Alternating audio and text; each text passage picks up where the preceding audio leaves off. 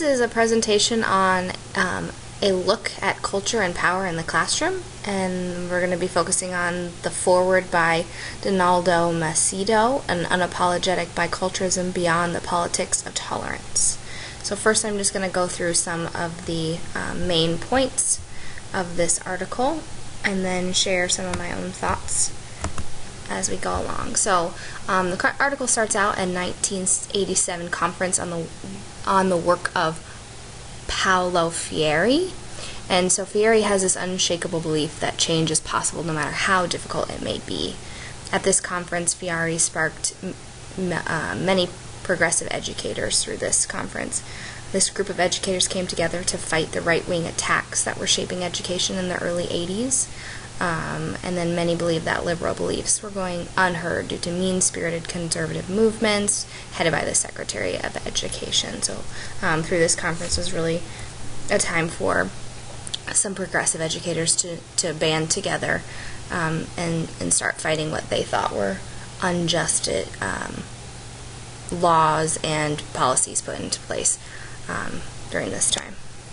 So one of the things the author of this book is Antonia Darner, and we talk about normalizing xenophobia. So according to Darner, the ultra-rights blamed crime rates and economic insecurities mostly on the presence of these undocumented immigrants. They use fear to normalize this belief. So they conveniently overlook the facts that these same people are the backbone of our economy. The backbone of our economy in service industries as well as agricultural industries, and this goes from all across the nation. So promoting these ideas is kind of just fueling the fire and just normalizing this xenophobia. So xenophobia is shaping our society in many ways, including higher education institutes are closing down ethical studies, the penal system's creating new prisons, just kind of putting a general fear of undocumented immigrants that is detrimental. So then we kind of move on talking about common culture, and the conservative scholars have argued that multicultural education should be abandoned and we should be refocusing on common culture as a background and knowledge, but Darner argues that the common culture is fixed in the past that selectively leaves out cultural facts. Darner also criticizes liberal multicultural education for celebrating an old-fashioned pedagogy. Just kind of thinking about culture moving forward as ever-changing, and what is common culture is culture that's in the past, or culture set on the dominant group of people. And so then we kind of move into multicultural education. Multicultural education textbooks are designed to teach racial and cultural tolerance, but what they do really is hide the distribution of power and wealth.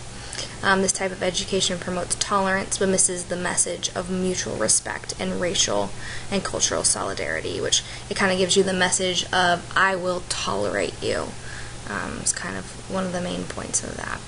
So Darner makes it clear that multicultural education matters, but teachers need to be beyond the understanding to teach multicultural content and celebrate other cultures. So how do we go beyond multicultural education? So here are some ideas that teachers can work on to just make this multicultural education even better. So teachers must understand that all students matter. This means taking responsibility to become politically aware and recognize that not all students are treated with respect that they deserve. Teachers must go beyond students' race, religion, culture, class, and gender to see their dreams and aspirations. Teachers need to denounce high-stakes testing and represent the faces behind the scores. I think this point is a good hot topic to think about and to talk about with the more and more testing that's happening with students, and then as well as teachers being forced to administer more and more tests. And it kind of just takes that face away from the kids and just gives them numbers and scores. So just kind of taking a stand against that and representing our students' best needs. Children also need a safe space to reflect on dreams and fears that are part of their cultural existence. Kind of speaks for itself. Just giving them a safe area to just to dream and to try and to fail and to try again. So as we go on through going beyond my multicultural education, some other ways that we can help as teachers is just our job as teachers is defend students from oppressive conditions that they face at school, while also teaching content that we're required to teach. So I don't know, this is, to me, one sums up a lot of our job right here, is just to defend students from these oppressive conditions, but we also have to teach the content. Just really massive undertaking when you think about how much content we're needing to cover throughout the year, and then to also do this part of really important work of just defending our students and protecting them. Very important. So we're also urging teachers to guide their students on a journey towards their cultural source of hope. So giving them the power in that, and guiding them to choose their own path and work towards their own journey, and then making it even better for the next groups of students.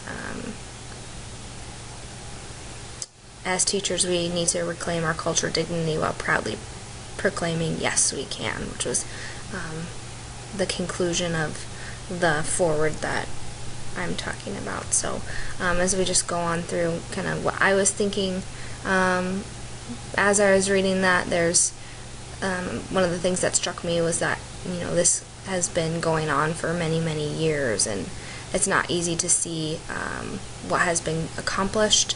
It seems like there's been years and years of conflict and struggle, and it's something that is still we're still struggling with today. So it's something to continue to strive to make even better. As educators, we should be aiming towards social transformation. For myself, I'm still working on this and trying to kind of figure out where I belong in this. Still exploring the ways that I have benefited from my own race and my sex and my class. So it's kind of just the foreword of this book, and kind of just some good thoughts to think about as we go forward as educators.